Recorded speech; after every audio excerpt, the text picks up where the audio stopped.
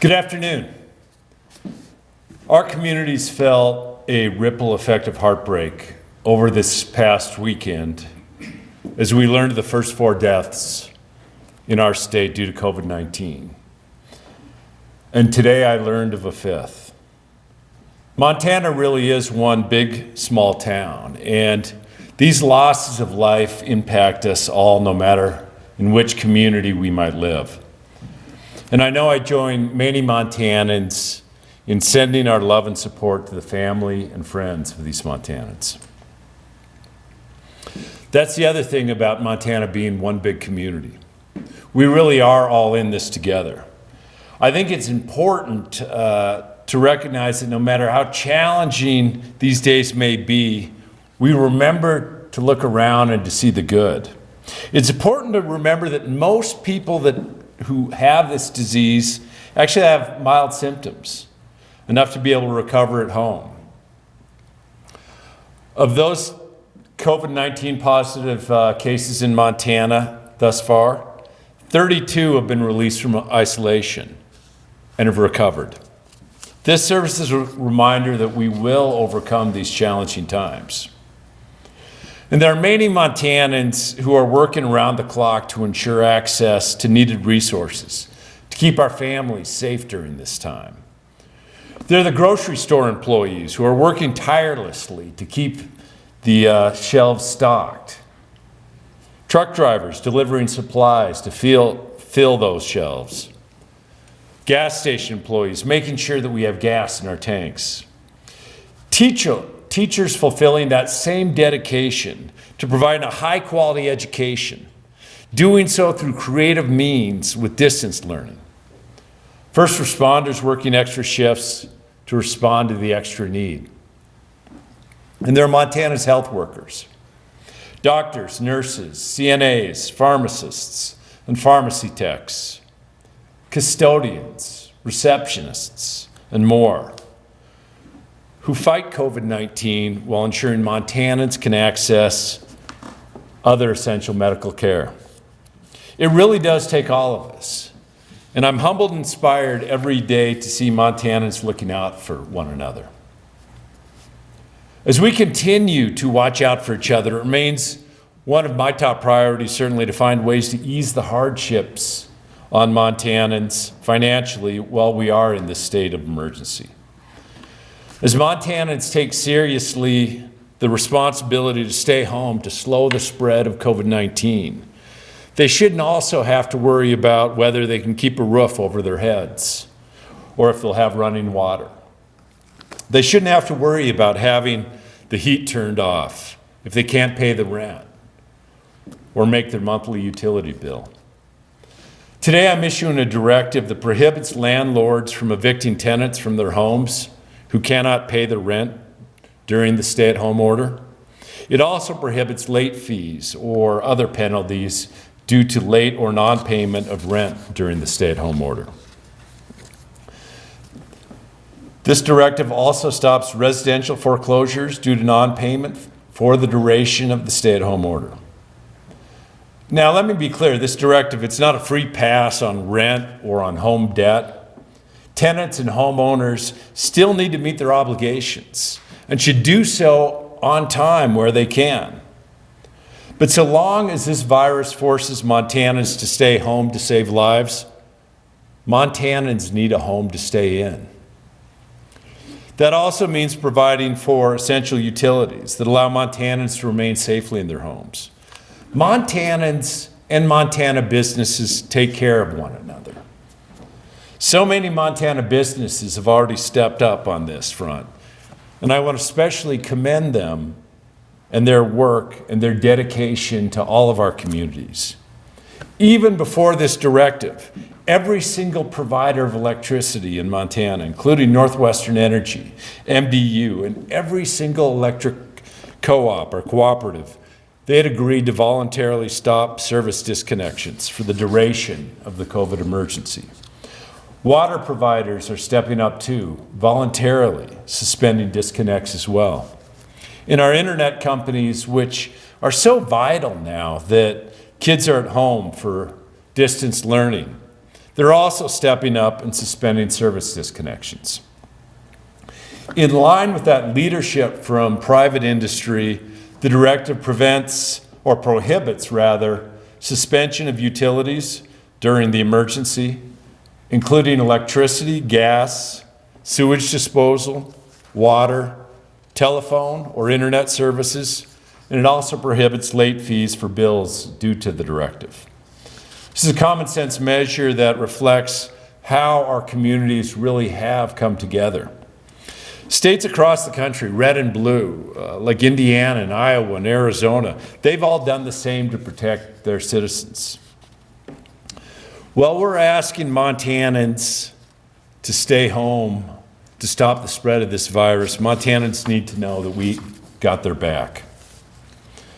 Additionally, today I issued a directive that allows Montana hospitals and related facilities to receive financing to remain open and acquire supplies needed to respond to COVID-19. This directive will allow healthcare, medical, and related facilities to receive financing under the Montana Facility Finance Authority Act for operating expenses connected to COVID-19. Montana health facilities have lost revenues due to delayed non-critical procedures or from working to acquire supplies. Rural hospitals have been particularly impacted. While the federal stimulus package or the CARES Act will provide for support for operating expenses, that funding will likely take time. Allowing this financing will provide an immediate need for healthcare facilities to purchase supplies, pay staff, and remain open. For weeks, both rural and urban hospitals have served on the front lines of this crisis, and they need our support to continue protecting Montanans.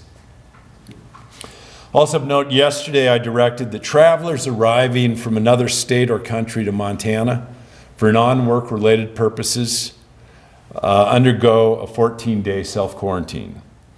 The directive applies to both Montana residents and non-residents entering our state for non-work related purposes. While Montana and Montanans, we love our visitors, we are directing that they not come visit while we're watching out for one another by staying at home. This action is warranted both to protect our healthcare system and to protect against community spread of COVID-19. The Montana Department of Commerce will be advising vacation listing and rental sites that they must notify potential out-of-state renters of this quarantine requirement. I've also authorized the National Guard to conduct temperature checks in Montana's major airports and major rail stations. They'll also be screening for potential exposure history for travelers arriving in Montana from another state or country at our airports.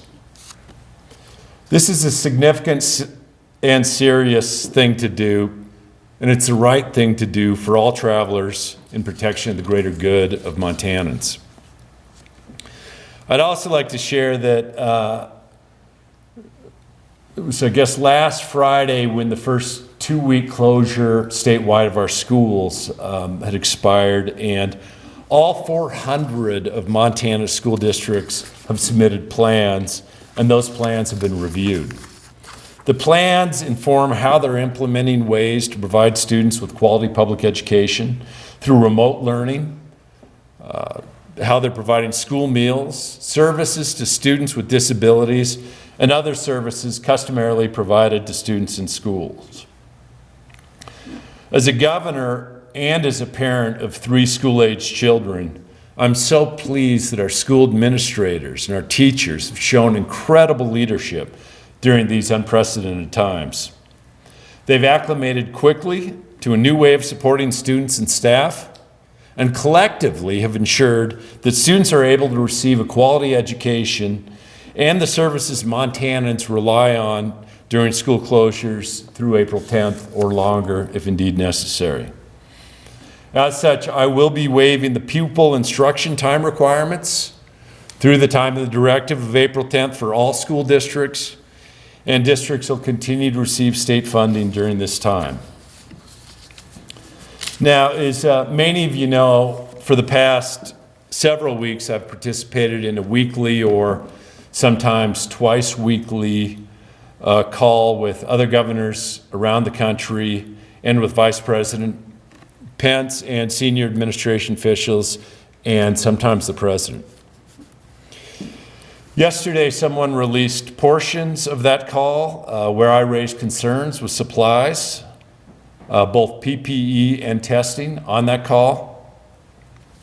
As governor, it's my priority to make sure that Montanans' concerns are being heard and addressed. The purpose of these calls really is for governors to raise concerns in order to find solutions. No matter a rural or an urban state, all governors face many of the same challenges with COVID-19, and that includes ensuring adequate supplies, whether at our healthcare facilities, for our first responders, or for testing. We have been fortunate thus far in Montana that our state labs have been able to perform tests on all of the tests it receives with a pretty darn quick turnaround. But I do continue to have concerns that if the national supply chain were to fall through, even for one day, that we'd fall behind in our ability to test the current intake that we have. And as I've also said before, I continue to have concerns about the availability of the supplies to conduct the testing and those supplies like swabs and reagents. I don't want a day to go by without being able to perform tests. I'd also like to be able to make testing further available so that we can contact and trace, particularly in our harder hit communities like Gallatin County, so that we can aggressively be working in partnership with local public health to prevent this virus from spreading. So I'll certainly continue standing up for Montanans to ensure that we receive more hospitals, supplies, and testing supplies. And that means continue to work with our federal partners and private partners to access these resources. And it's something that we're doing pretty much on a daily basis. So to all the journalists, thanks for all your work. And thank you to all Montanans all across our state who are taking this period of a stay-at-home directive seriously. We can slow the spread of COVID-19. Thanks again. I'll open it up for questions from members of the media. Those of you on the phone, if you'd like to ask a question, you can press 5*. You'll be notified that your hand is raised. When we unmute your phone, you'll be notified that you've been called on to ask your question. If you raise your hand but have already received an answer to your question, you can lower it by also pressing 5*. First phone question. First phone question.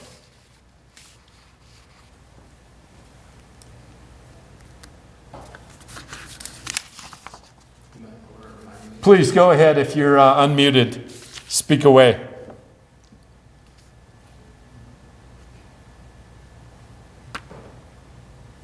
Move on to the next one.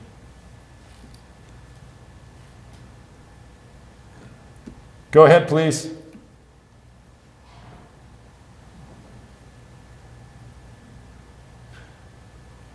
All of you could try talking once, and one of you are unmuted. I assume it's on. There's a little light. Okay, please. With this announcement to provide this relief to people who are maybe renting these properties, do you also plan to provide some sort of support for landlords that will go without their source of income during these times? Well, first and foremost, I hope that just about every renter does actually, if you can pay on time, pay on time. But when I have a directive of saying it's a stay-at-home order so that people need to be in homes, that the relief is waiving the penalties and interests on if one cannot pay rent. I'd strongly encourage everyone that can to pay rent, but there isn't anything in this directive that provides like state funding to those landlords. Try another phone question. Another phone question. I got a feeling. It's on. It's Well, please. Dr. John Amy with KX. Yeah, John. Obviously, you got a lot of national attention with the phone call with the president. Can you tell us what you said to him, his reaction, and will you get any testing equipment? Yeah, I mean, parts of that phone conversation was released and it wasn't released by me. So what hopefully you heard is continuing concerns.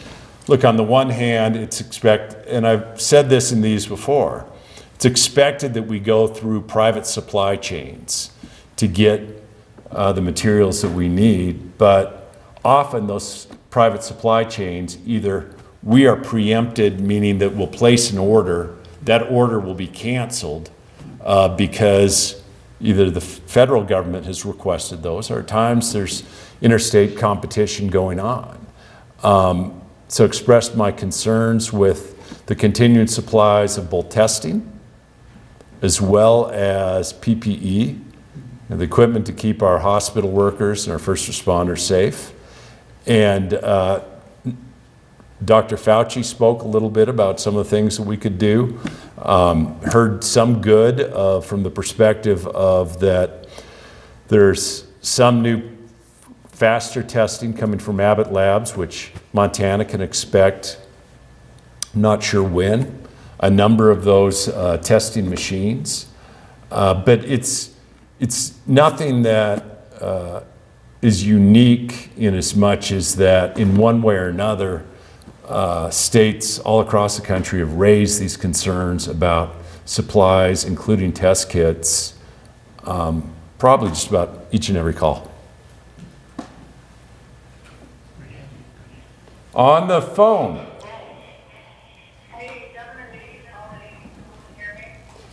I can't, so why don't we put... Okay, go ahead, Holly.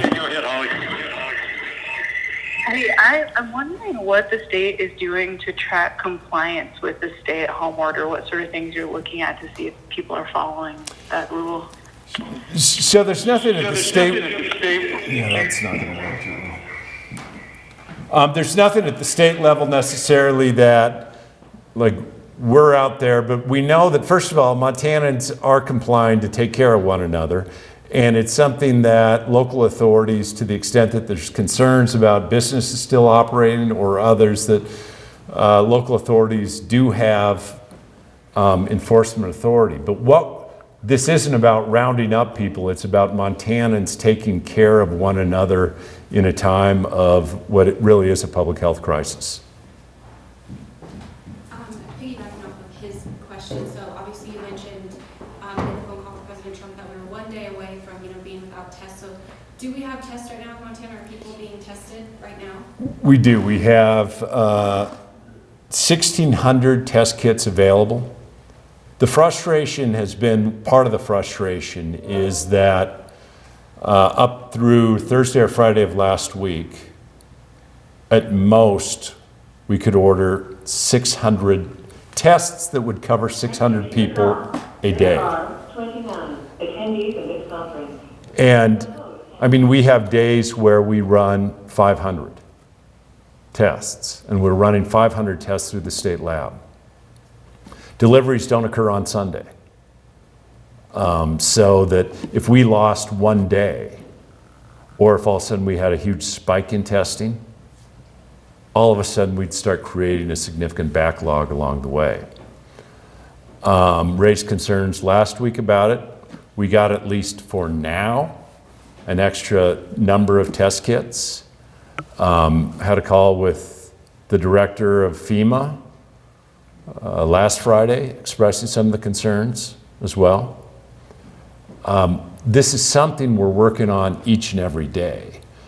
But one thing that people should take from this, that we're working on each and every day, both through private supply chains and asking of the federal government to provide resources through FEMA and CDC, but also that in Montana,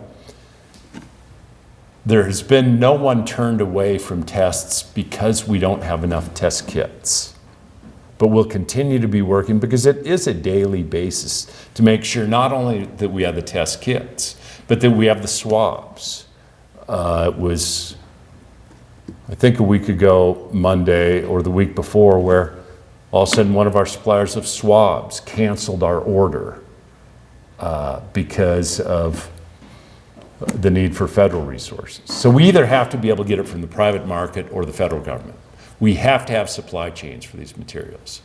And something that is concerning to me, continues to be concerning to me, but instead of just being concerned on it, that we continue to find every avenue to do so, and also raise concerns with the federal authorities in as much as, and that's what that released part of that conversation was, is that far too often, I mean, I don't want us looking at, as a nation, when I'm asking so much of Montanans and Montana businesses, like, we got to make sure that the resources that we need are coming here, just like every other state needs to ensure that the resources that they need are coming there. Try another phone question. Another phone question. Hello, Eric Teacher with Montana Free Press. Repeating my question from last time, do you have information at this point on where in the state people are being tested? And, or, for example, do we know with confidence that there aren't holes in rural communities where not people have been tested, to be confident that the disease isn't there? To be confident, well, anyone in an urban or rural community that shows symptoms of having COVID-19 and then is either traveled from an area of concern or had contact with someone that is COVID-19 is positive. Had late last week a call with all hospital administrators asking, and that's urban and rural, asking them if they had heard of situations where someone that is symptomatic with his indicia have not been being tested, and I haven't heard of anywhere to date.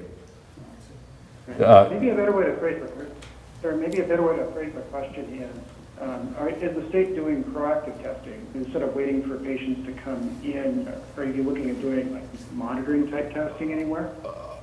To date, we are not going out and doing like testing of people that aren't symptomatic. No.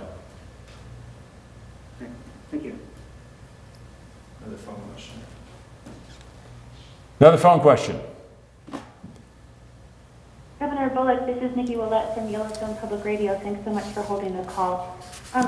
Can you help me picture the Montana National Guard's role in enforcing the quarantine Sure. of people coming into the state? Like, are they going to be able to detain someone who registers a fever? No. So what will happen, Nikki, is that, so an airplane will unload. They will temperature check everyone coming off of that airplane, give them some information about the request for, or the directive of a mandatory self-quarantine. To the extent that someone has a temperature, then that individual will be asked to then have an immediate consult with a doctor, and that'll be by telephone or by video. To the extent that they have a temperature, we'll also then provide that information after we make a request of where that they'll be sheltering for the next 2 weeks. We'll provide that information to local public health authorities to follow through. But no, the National Guard won't be, I haven't given them arrest power to do so. My expectation is that anybody that visits Montana acts just like Montanans are, and that we're courteous and we're neighborly and we actually listen to one another. Another phone question. Another phone question. Hey, Governor, this is Holly again. I'm wondering, do you have a gauge of how many tests in Montana have been sent to private labs and how many tests from Montana might be still pending at those private labs that we haven't got results back for yet? Holly, we do not. And that the request is certainly that every positive test that goes through a private lab is returned to us. The request is also that even the negatives are, but we continue to reinforce to the labs that request. But we do not know how many are outstanding pending. think the vast majority of tests that are occurring in Montana are actually occurring through our public health labs. Another phone question. Another phone question. Hi, Michael Howell from the Bittern Star. Hey, Michael. I was wondering about the dead. I know that this distancing can upset funerals and stuff, but what about the actual person that died? Are they handled by a local mortuary, or are there special provisions that need to be taken, or what happens? There Go is ahead. guidance out. What's that? There is CDC. Here, why don't you come up to the microphone? I'm going to turn it over to Dr. Greg Holzman, the state medical officer. There is CDC guidance on how to work with a corpse that has passed away with COVID-19, and that should be out with our coroners. If somebody has passed away who has not been tested for COVID-19, but there's concerns that the person may have had that, we have even tested on someone who has already passed away.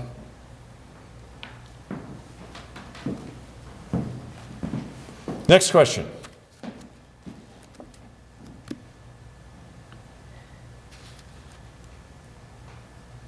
Someone on the phone? This is Perrin Stein from the Bozeman Daily Chronicle, and I am just wondering if you could explain how much money will be available to hospitals and how it will be determined who will get that funding. I don't think that we do have that clarity from the CARES Act yet. What the directive today provides is that, so we have the Montana Facility Finance Authority where we'll be able to provide working capital loans to hospitals in advance of the CARE Act, providing the dollars to the individual hospitals. It was out of that federal relief package.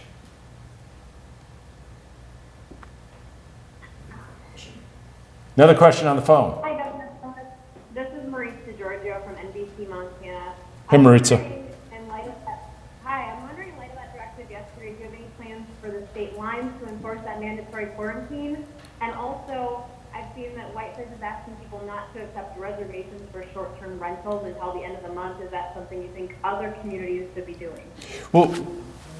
Well, I think twofold. One of which is that when it comes to specifically to Whitefish, that we are going to be directing from the Department of Commerce all of the short-term rental agencies and the Airbnb and the like, that if someone does rent, that they should actually, or they must quarantine for the next 14 days from the time of arrival. And I think those directives, and there's an expectation if someone's coming from elsewhere to Montana, that they will quarantine. There had been some discussions about, well, maybe all of those rentals should be just shut down. Well, then we're also going to be with individuals that are already in Montana. They'd be displaced, and it kind of makes it that much more difficult to shelter at home wherever your home might be at the time.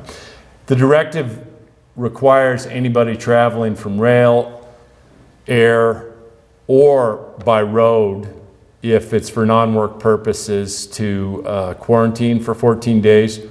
We haven't set up anything at the entryways on the highways into Montana. Another phone question.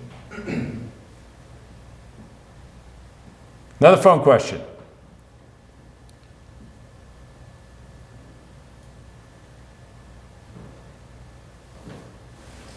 Okay, moving on to the next one. Next phone question.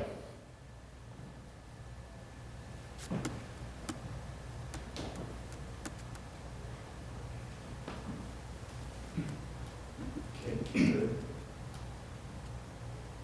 Next phone question.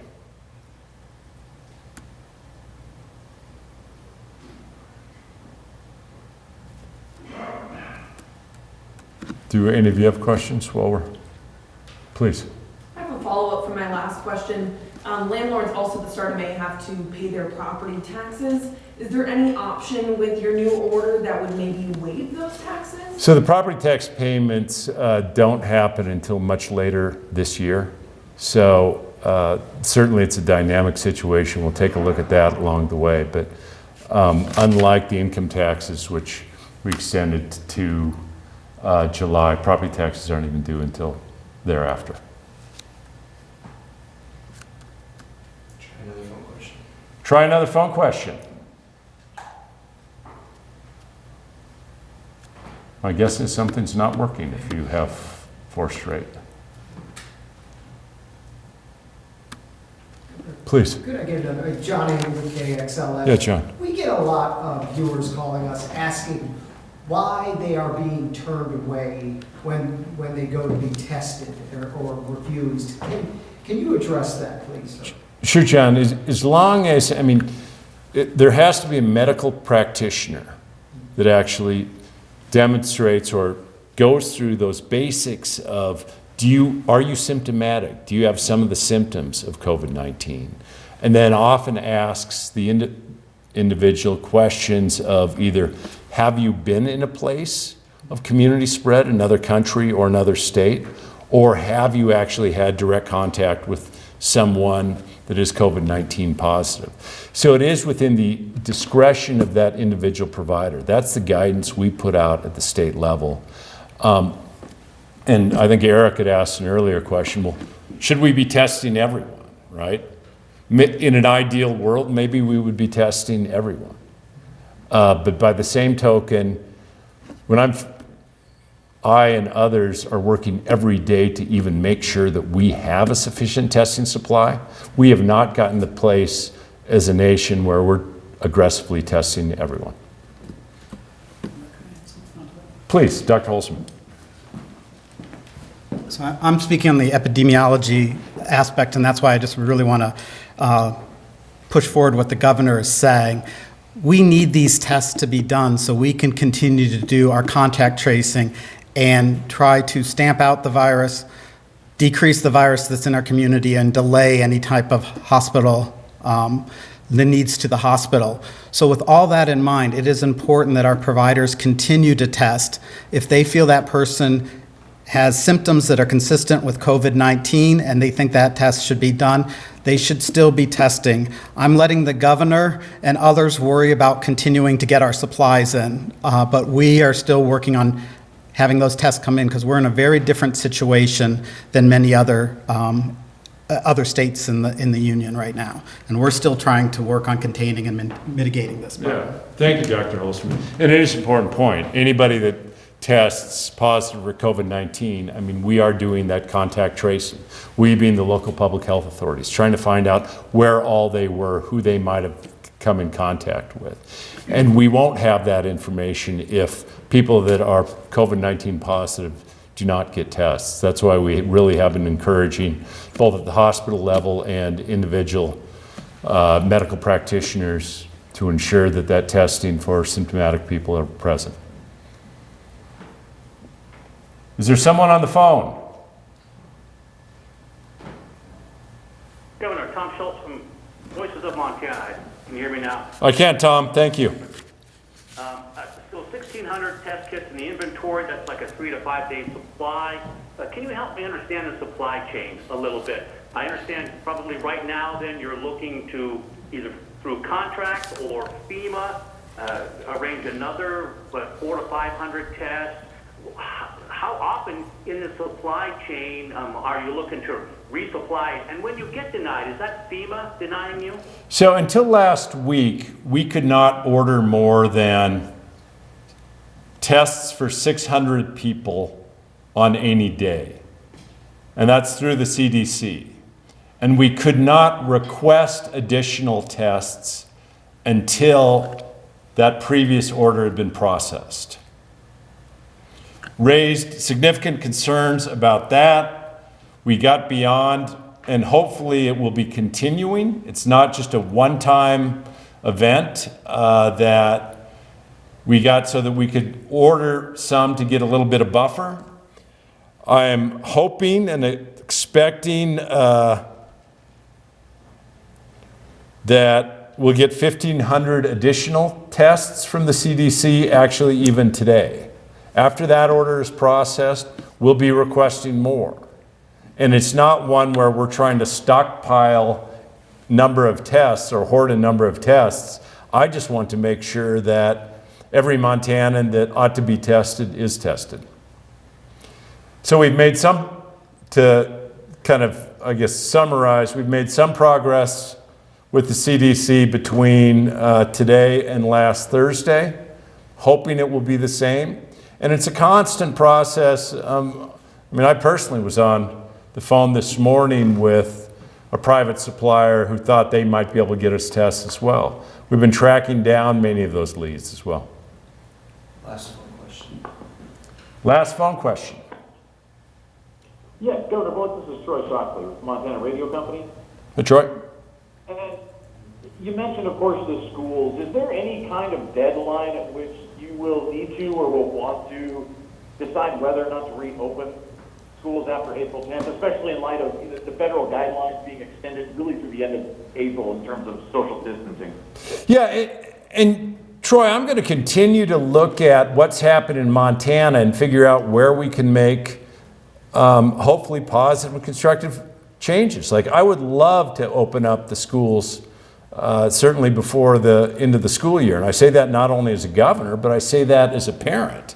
Recognize that, there was some discussion even last week of the federal government saying, well, we should all be open by April 15th. So I'm going to continue to consult with public health officials in Montana, listen to federal guidance where it makes sense for Montana, and speak to folks all across the state. But what I will likely do is continue to do extensions of closures, and it's not just for the schools, it's for the bars and the restaurants and the shelter in place and other things, typically on a 2-week period. Any other questions? Well, thank you again both for the coverage, and thank you to Montanans for taking these steps seriously. I mean, we're doing everything that we can to prevent the further contagion or spread of COVID-19, but that takes all of us in every corner of this 147,000 square mile state. So I appreciate people's patience and understanding and willingness to try to take care of our friends and neighbors in this time of challenge to all of us. Thanks so much.